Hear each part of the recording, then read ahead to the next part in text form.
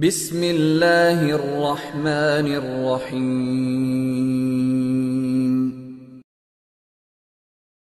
ابن شہاب زہری فرماتے ہیں سنت پر عمل کرتے رہنا ہی نجات ہے۔ جو بندہ سنت پر عمل کرتا ہے وہ اللہ کے غصے سے بھی نجات پائے گا، جہنم کی آگ سے بھی نجات پائے گا، قیامت کے دن کی شرمندگی اور رسوائی سے بھی نجات پائے گا۔ سنت پر عمل کرنا ایسا عظیم عمل ہے کہ انسان اس کی وجہ سے کامیاب ہوتا ہے۔ امام احمد بن حنبل فرمایا کرتے تھے کہ میں نے قرآن مجید کو دیکھا، اللہ تعالیٰ نے ایک دفعہ نہیں، دو دفعہ نہیں، تین دفعہ نہیں، 33 مرتبہ اس بات کو دہرایا کہ تم میرے محبوب کی سنت کی پیروی کرو۔ جنید بغدادی رحمۃ اللہ فرمایا کرتے تھے کہ اللہ کو جانے کے راستے جتنے انسان ہیں ان کے تعداد کے برابر ہیں، مگر اللہ نے ہر راستے کو بند کر دیا سوائے اس راستے کے جس پر نبی علیہ السلام نے زندگی گزاری۔ اب اللہ تعالیٰ کو جانے کا راستہ صرف ایک ہے اور وہ نبی علیہ السلام کی سنت پر چلنے والا راستہ ہے۔ جو سنت پر چلے گا وہ اللہ تعالیٰ تک پہنچے گا، اور جو سنت کو چھوڑے گا وہ اللہ تعالیٰ تک نہیں پہنچ سکے گا۔ اس لیے وہ فرمایا کرتے تھے اگر تم کسی کو دیکھو کہ وہ پانی کے اوپر چلتا ہے یا ہوا میں اڑتا ہے مگر وہ نبی علیہ السلام کی سنتوں میں سے کسی سنت کی مخالفت کرتا ہے، تم جوتے سے اس کی خبر لو، وہ دجال ہے اور کذاب ہے، لا ولی، وہ ولی نہیں ہو سکتا۔ ولی وہ ہوتا ہے جو نبی علیہ السلام کی سنت کی اتباع کرنے والا ہو، جس کا اٹھنا بیٹھنا چلنا پھرنا گفتار کردار رفتار ہر چیز نبی علیہ السلام کی سنت کے مطابق ہو۔ بشر حافظ رحمۃ اللہ فرماتے ہیں ایک مرتبہ خواب میں مجھے نبی علیہ السلام کی زیارت نصیب ہوئی تو نبی علیہ السلام نے فرمایا بشر حافظ تو جانتا ہے کہ تمہیں اللہ تعالیٰ نے اپنے ہم نشینوں میں کیوں بلند مرتبہ عطا کیا؟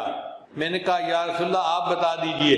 فرمایا میری سنتوں کی اتباع اور نیک لوگوں کے احترام کی وجہ سے اللہ نے تمہیں اپنے ساتھیوں میں نمایاں مقام عطا فرما دیا۔ چنانچہ امام بخاری رحمۃ اللہ فرماتے ہیں میں نے کوئی حدیث نہیں پڑھی مگر اس حدیث پر میں عمل کرتا تھا، حتیٰ کہ میں نے یہ پڑھا کہ نبی علیہ الصلوۃ والسلام نے حجامہ کروایا، یہ طریقہ علاج تھا اس زمانے میں، خون نکالا جاتا تھا، اور نبی علیہ السلام نے حجام کو 1 دینار عطا کیا۔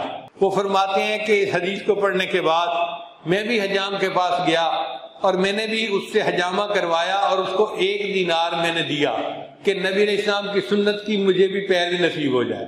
ہر کام اس طرح کریں جس طرح نبی علیہ السلام نے کیا ہے۔